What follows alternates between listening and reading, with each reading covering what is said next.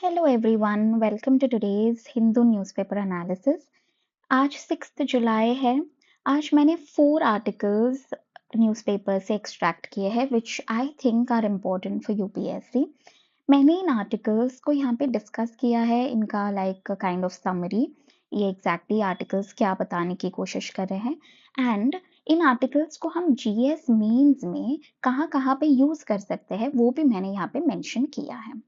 Okay, so without delaying, let's start with today's newspaper analysis. The first article talks about the missing link in India's maternal health story. अब आप देख रहे हो health के बारे में बात कर रहा है और मेटर्नल है तो वुमेन के बारे में बात कर रहा है, राइट? सो डायरेक्टली हमें समझ में आ जाएगा that this is relevant, this is relevant for GS2। Health वाला जो टॉपिक है वहां पे you can just see over here, if we just check, यहाँ पे आता है ये GS2 में issues relating to health.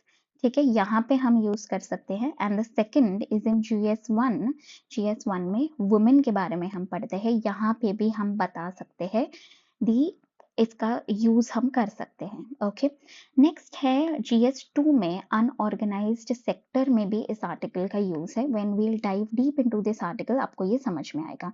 If you see GS2 में वल्नरेबल सेक्शंस की बात की जाती है। ठीक है, वल्नरेबल सेक्शंस में आप एक कर सकते हो like unorganised sector. Unorganised sector क्या होता है? सी, ऑर्गेनाइज सेक्टर है जहाँ पे वर्क फोर्स जो है वो लाइक रजिस्टर्ड है as they are working with company या फिर ऐसे कंपनीज ने उनको रजिस्टर करके रखा है।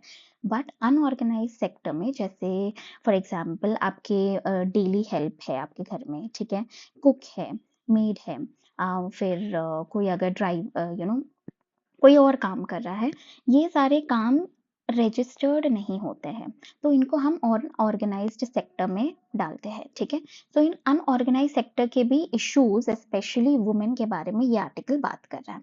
Let's start with the article.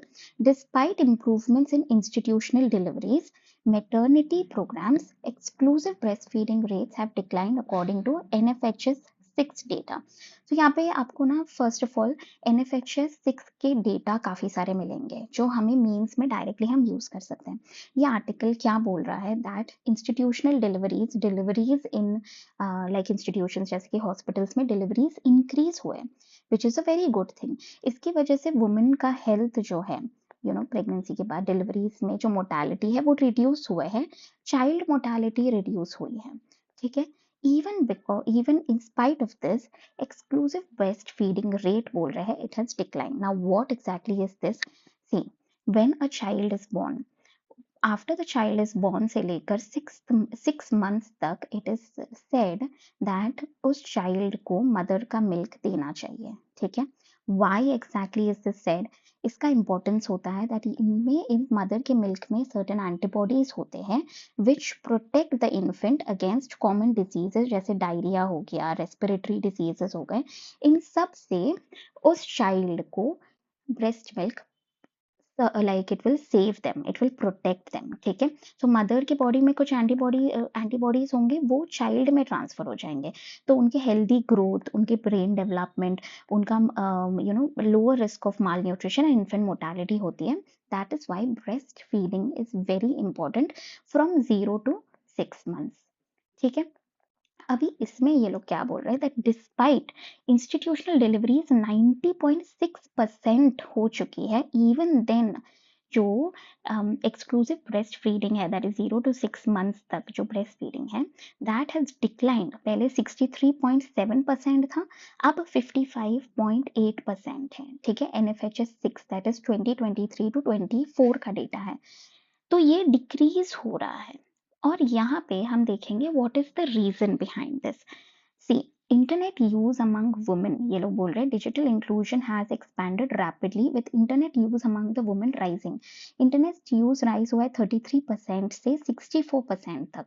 ठीक है, फ्रॉम NFHS 5 से NFHS 6 डेटा के अकॉर्डिंग। ठीक है, सो इंटरनेट यूज राइज हो रहा है, इनको women are, they know the importance of breastfeeding, they know what how to use the internet, they are well aware of the content, but even then this data is lacking. why is it declining? अब ये देखते हैं। Health experts कह रहे हैं that this as particularly in rural India में देखा जा रहा है। Why exactly? Because of increased migration. इन्होंने इसको माइग्रेशन से लिंक कर दिया। Seasonal labour, yearly return to agricultural and informal work, यही है अनऑर्गेनाइज सेक्टर। तो वो लोग ज्यादा गैप नहीं ले सकते हैं अपने वर्क से, 6 मंथ्स तक उनको मिल ही नहीं पाता है, they don't have that much time. So एक तो एग्रीकल्चर में रिटर्न करना पड़ेगा, ठीक है, माइग्रेशन होता है, वो अपने विलेजेस को छोड़ के अर्बन एरियाज में आके काम करते हैं, तो they can not take leave for 6 months because inflation है, they have to provide for their families, changing family structure हो रहा है, वुमेन क्या हो रहे हैं, न्यूक्लियर फैमिलीज हो रही है, राइट। सो न्यूक्लियर फैमिलीज में जो पहले ट्रेडिशनल उनको सपोर्ट मिलता था, जैसे कि दादा दादी है, ठीक है, घर में दादा दादी है, वो लोग बच्चे को संभाल रहे हैं, या फिर मल्टीपल पीपल है फैमिली में who will support you financially. अब वो स्ट्रक्चर सब चेंज हो रहे हैं, न्यूक्लियर फैमिलीज आ गई है, तो इसलिए वुमेन को भी जाके काम करना पड़ रहा है। Greater penetration of packaged food and formula product, अभी फॉर्मूला प्रोडक्ट आ गया है तो वुमेन को लग रहा है भाई हम इनको फॉर्मूला ही दे देंगे, ठीक है। पैकेज्ड फूड के राइज की वजह से जो वुमेन की हेल्थ पे भी इम्पैक्ट पड़ रहा है, तो जो ब्रेस्ट मिल्क है वो आ नहीं रहा है। वीक पोस्ट नेटल काउंसलिंग है एंड राइजिंग सिजेरियन डिलीवरीज, अभी सी सेक्शन को भी इन्होंने यहाँ पे कनेक्ट कर दिया। सी जो सी सेक्शन डिलीवरीज होती है that has it has increase from 21.5% से 27.2%, ठीक है। ये इंक्रीज की वजह से जब सी सेक्शन होता है तो जो ब्रेस्ट मिल्क है वो नहीं आता है, जनरली बहुत कम देखा जाता है वुमेन में, तो इवन उसको यहाँ से भी लिंक कर दिया। सो यू अंडरस्टैंडिंग, माइग्रेशन एक है, सीजनल लेबर है, एग्रीकल्चर एंड इनफॉर्मल वर्क में they have to go, then erosion of traditional support, greater penetration of the formula product and all of this, and rising C section deliveries है, और C section के लिए यहाँ पे एक data भी provided है, ठीक है। This is clear. Now government ने क्या किया है टू प्रमोट ब्रेस्ट फीडिंग, इन्होंने प्रधानमंत्री मातृ वंदना योजना है, and next is integrated child development services भी प्रोवाइड किया है, this government has tried, but yet there are certain issues. अभी इश्यूज की बात कर लेते हैं, what are the issues. Organised sector में जो वुमेन है उनको 26 वीक्स पेड मैटरनिटी लीव दी जाती है under the maternity benefit act, ये ऑर्गेनाइज सेक्टर में है, बट अनऑर्गेनाइज सेक्टर में ऐसा नहीं होता है। ई श्रम पोर्टल में नेशनल, ये एक नेशनल डेटाबेस है ऑफ अनऑर्गेनाइज्ड वर्कर्स, इसमें 16.69 करोड़, नियरली 17 करोड़ वुमेन ने रजिस्टर किया है अंडर अनऑर्गेनाइज्ड सेक्टर, ठीक है, मीन्स वो अनऑर्गेनाइज सेक्टर के तहत काम कर रहे हैं, 17 करोड़ वुमेन यहाँ पे रजिस्टर्ड है। फिर भी यहाँ ये 17 करोड़ वुमन हो गए, ऑर्गेनाइज सेक्टर में तो इनको लीव मिल रहा है, बट अनऑर्गेनाइज में नहीं मिल रहा है। सो गवर्नमेंट को इसके लिए कुछ ना कुछ करना चाहिए, is what this article talked about, this problem needs to be solved. Fine, अब यहाँ पे समझते हैं हमारे लिए क्या क्या डेटा इंपॉर्टेंट है। Now your understanding, you understood the importance of breast feeding, ठीक है। यहाँ पे जो हम इस डेटा को कहाँ कहाँ यूज कर सकते हैं वो देखते हैं हम। 90.6% ऑफ डिलीवरीज इंस्टीट्यूशनल डिलीवरीज हो रही है, ये आपको डेटा मिल गया। आप हेल्थ में गवर्नमेंट क्या अच्छा कर रही है, अगर ऐसा कुछ क्वेश्चन है हेल्थ रिलेटेड, सो गवर्नमेंट में लाइक इंडिया में how the health sector is improving में आप ये डेटा यूज कर सकते हो। देन नेक्स्ट यहाँ पे डेटा दिया गया है internet use among women, this has nearly doubled, पहले 33 था अभी 64 हो गया है। इसको आप यूज कर सकते हो इन digital inclusion, digital divide between women and man it is decreasing करके आप बता सकते हो, वहां पे यूज कर सकते हो, ठीक है। Then next, C section rates increase हो रही है, इसको आप हेल्थ से लिंक कर सकते हो वुमेन के, राइट, वुमेन के हेल्थ से रिलेट कर सकते हो, तो यहाँ पे हम ये कहीं भी यूज कर सकते हैं, data can be used anywhere. और गवर्नमेंट के आपको दो चीजें पता चल गई है, for women specially for pregnant women, दो आपको स्कीम्स के बारे में पता चल गया, प्रधानमंत्री मातृ वंदना योजना and integrated child development services, अभी इन दोनों के बारे में आपको पता चल गया, वेरी गुड। ऑर्गेनाइज सेक्टर में women are more protected, unorganised sector में नियरली 17 करोड़ वुमेन रजिस्टर्ड है under the e Shram portal. अब आप ये कहाँ पे भी यूज कर सकते हो, इन योर जीएस आंसर्स, ठीक है। तो 4-5 हमें बहुत अच्छे अच्छे पॉइंट्स मिल चुके हैं from this article, this is how we have to make use of the newspaper articles is what I personally feel. मैंने जब मेंस दिया था, मुझे सबसे ज़्यादा प्रॉब्लम हुआ था दैट मुझे वहाँ पे मैं आर्ग्यूमेंट्स लिख पा रही थी। जैसे हमें भी पता है that internet use among women increase हुआ है इंडिया में, जैसे क्योंकि हमें पता है हमारी मम्मीज़ वगैरह सब लोग यूज़ करने लग गए। But what is the data to support your argument? ये जो डेटा है ये मेरे पास नहीं था उस टाइम पे। तो that is what in the end यही इश्यू होती है हमें मेंस में। तो यहाँ से ना आप ये आपको मैं ये नहीं बोल रही हूँ कि 33 sorry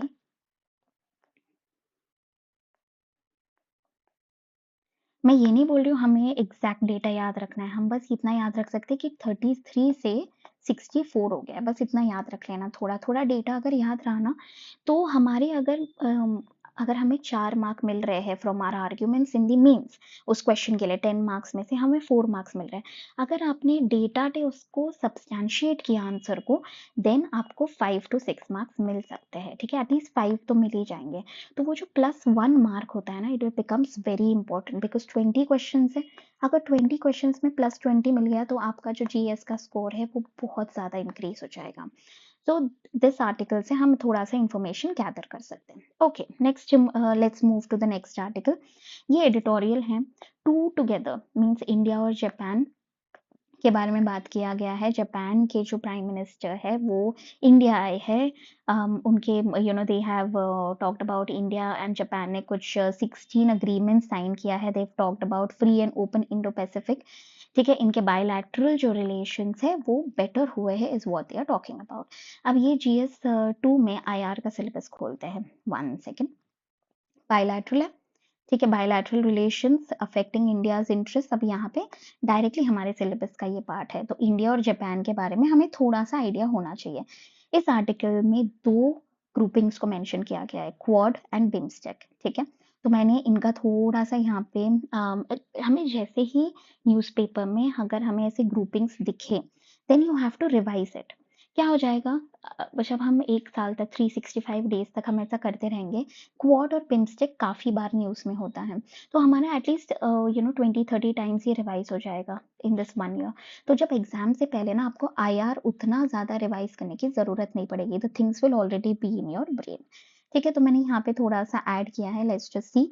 quad is is a strategic partnership for free open and inclusive Indo Pacific member countries. 4 है, ये क्वाड्रिलैटरल बनाता है। ठीक है, तो यहाँ पे देख लेना, यहाँ पे इंडिया है, यहाँ पे जापान है, ठीक है, यहाँ पे ऑस्ट्रेलिया एंड यहाँ पे USA, Australia and USA.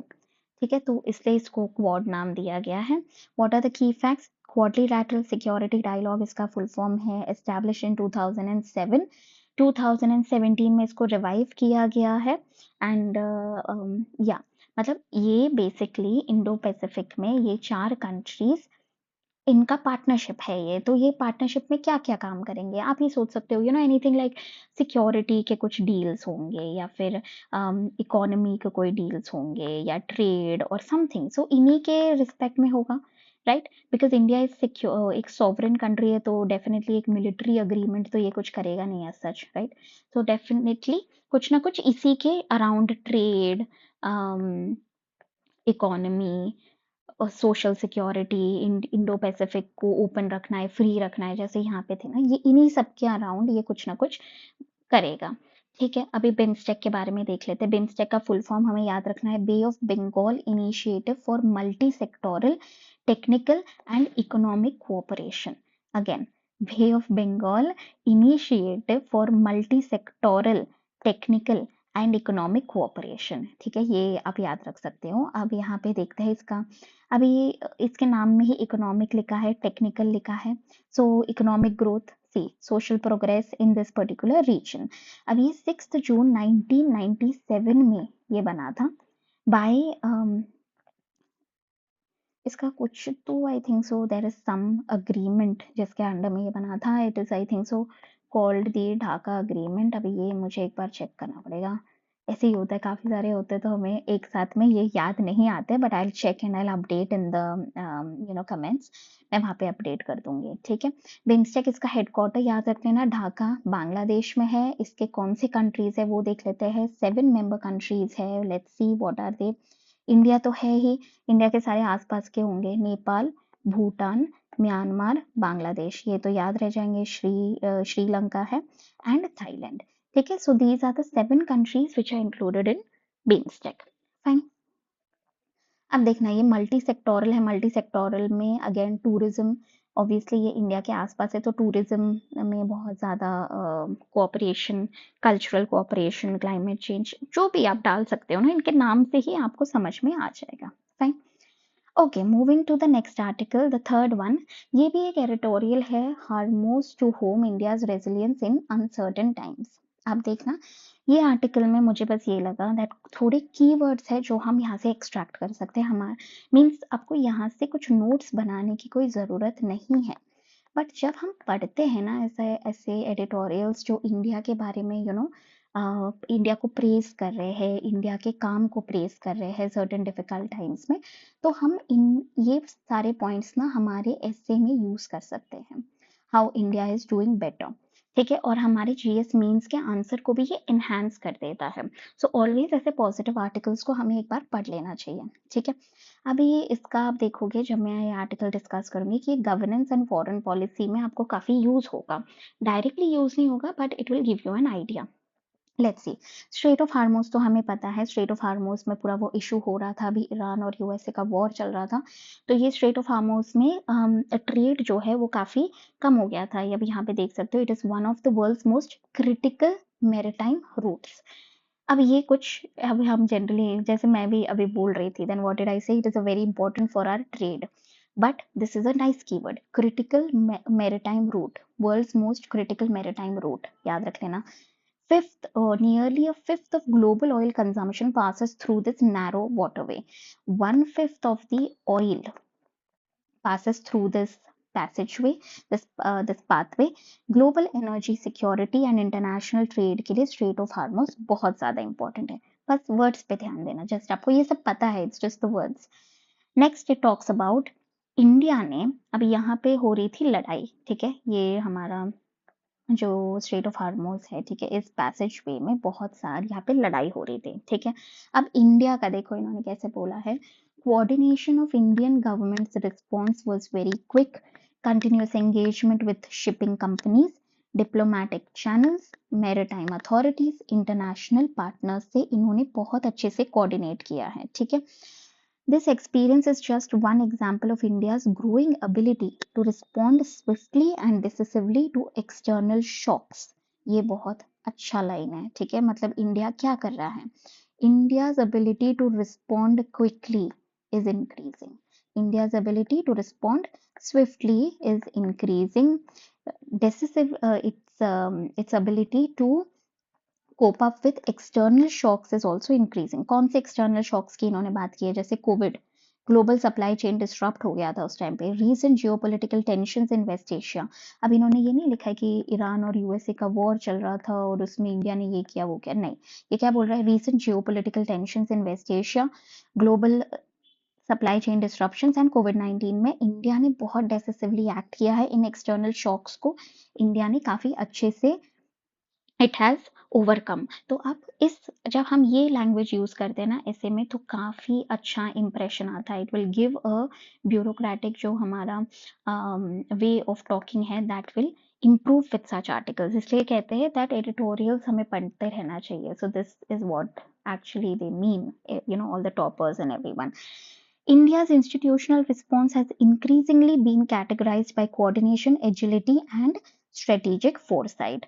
This is also a good point. Strategic foresight क्या है, ये आगे का देख रहे हैं, कोऑर्डिनेट कर रहे हैं, एजिलिटी इंप्रूव हो रही है इंडिया की, ठीक है। अब economic stability under pressure, obviously oil के प्राइसेस इंक्रीज हो गए थे, देश में भी पूरा हल्ला मच गया था, मेस वगैरह में खाने मिलने बंद हो गए थे, राइट, ये तो आपको पता है। तो हमने फिर भी इकोनॉमिक स्टेबिलिटी कैसे मेंटेन किया उसके बारे में बोल रहे हैं। India imports nearly 90% of its crude oil, ठीक है, making it particularly vulnerable to disruptions in energy producing regions.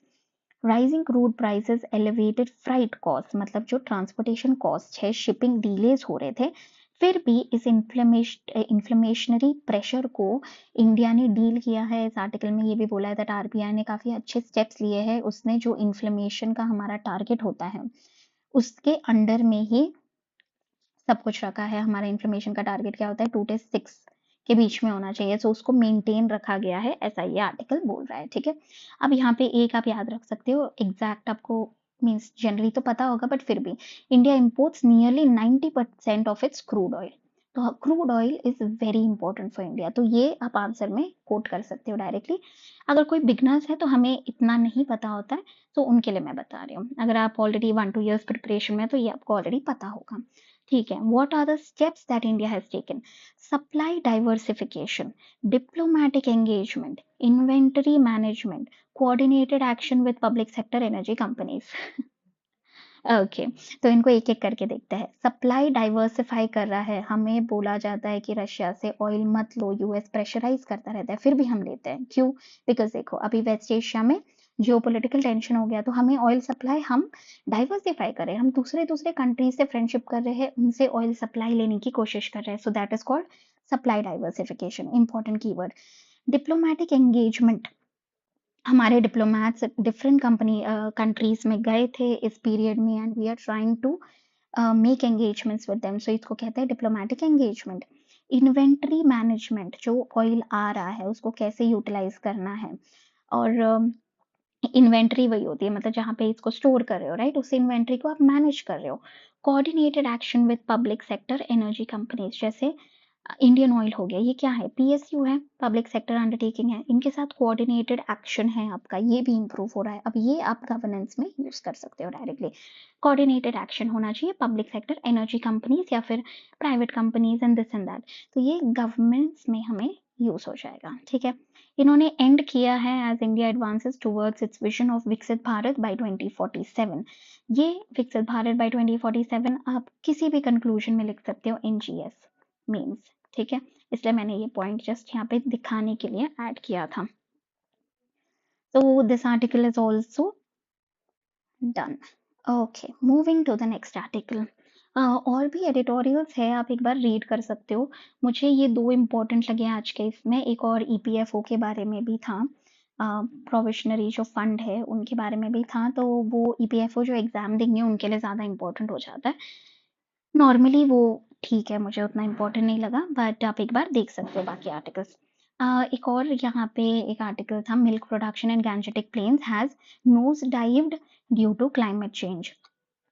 अब इस आर्टिकल को थोड़ा सा देखते हैं। इसमें मुझे what I really like was that climate change की वजह से एनिमल्स पे जो इफेक्ट है, जो हमारे कैटल पे इफेक्ट है, उसके बारे में यहाँ पे बात की गई है। ठीक है, new study published in scientific reports कह रहे ये लोग that global warming acutely affects dairy production across the global south. Okay, अब यहाँ पे ये लोग क्या बोलने की कोशिश करें कि India world's largest milk producer है, बट क्लाइमेट चेंज की वजह से हीट जो है वो इंक्रीज हो रही है, राइट, गर्मी इंक्रीज होने की वजह से जो हमारा